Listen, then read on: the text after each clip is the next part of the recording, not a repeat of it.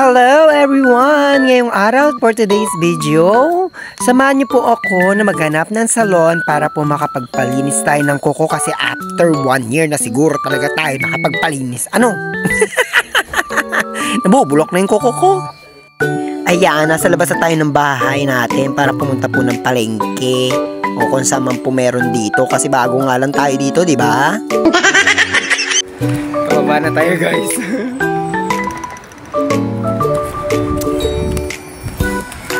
Grabe. Ang hirap bumaba dito, ha?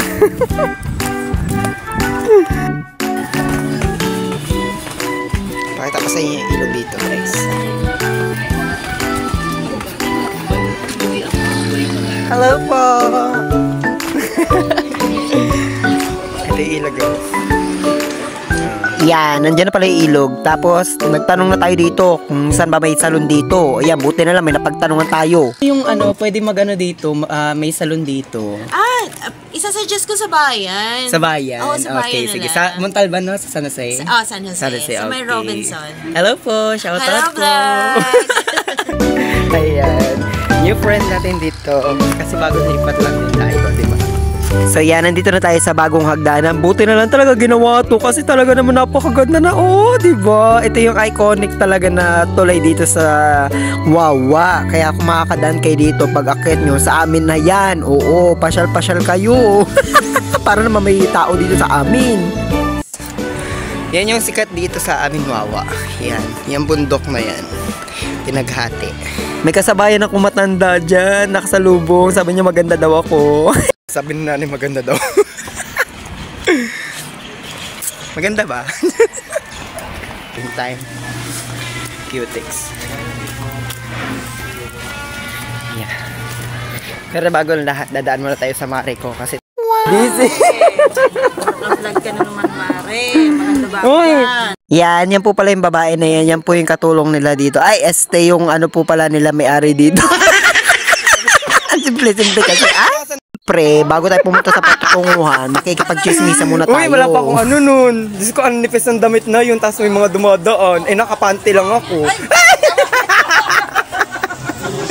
Kaya pala nakikita ko, lumilingon sila. Diba, bye! Sasakay, guys.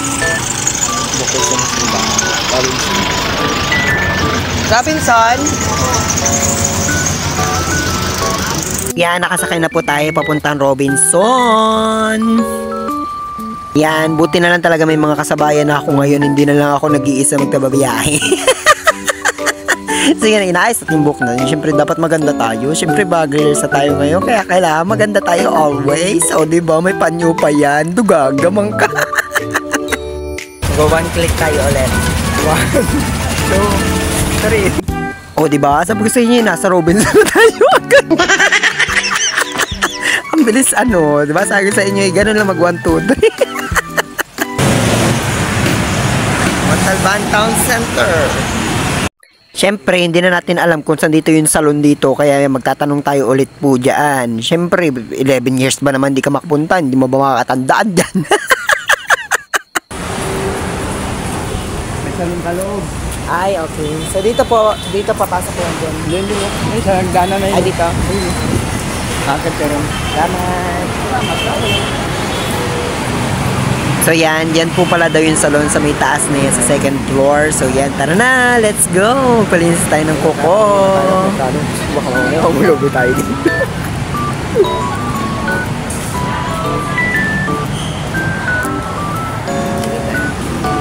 Dito ako lagi naglalaro dati. Diyan sa Pan House. Laman ako dyan ng baka. Sa'yo naman siya.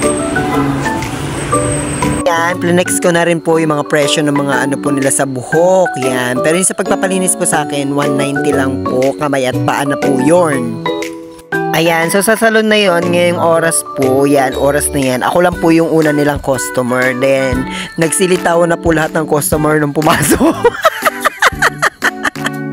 Nakaupo na pala ako dyan kasi waiting na lang ako doon sa maglilinis ng kuko ko. Ayan o, tinan nyo naman yung kuko ko dyan. O, diba? Pati yung paa ko guys, para ng paa ng taga-bundok. So yan, pinapapili nila ako kung anong cutex po yung ilalagay po sa kuko ko after linisan. Siyempre, dapat may cutex para maganda, diba? Sayang naman kung wala. So napili po natin yung Red Lucky na cutex po.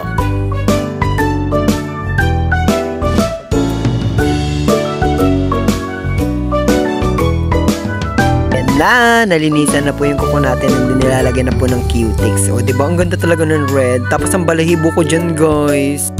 Ang lago, sobra ng balahibo ko, sa kamay. Ewan ko ba kung saan ako pinaglihi. So, yan. Medyo natagalan pala yung paglilinis sa paa ko kasi yung isang kong kuko dyan, patay na talaga. So, kailangan niya i-revive yan. Kaya kung hindi, di ko magbabayad. Oh, yan o, diba? Ang ganda.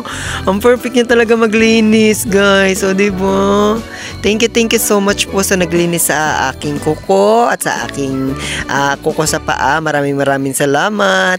At ito na nga, dahil sa napakaganda niyang paglilinis ng aking kuko, binigyan ko siya ng 100 pesos na tip para naman po sa sulit ko na pagpunta dito sa kanila. Thank you sa iyo, ate. Shout out din sa iyo. After natin magpalinis, yan, magkakain muna tayo dyan. So yan, habang pinaprepare yung pagkain ko doon, umorder muna ako dito ng kwek-kwek. O, diba? Kasi talagang gutom na akechi.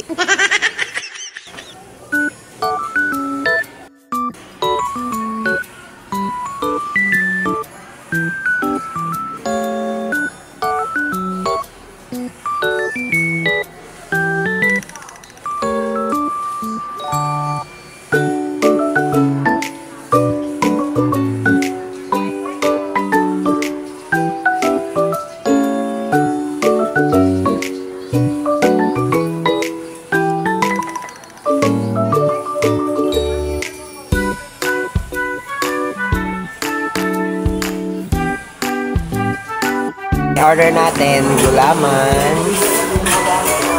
rice Japanese with dumplings, and especially the sauce. Ayan, hanggang dito na lang po tayo. Maraming salamat.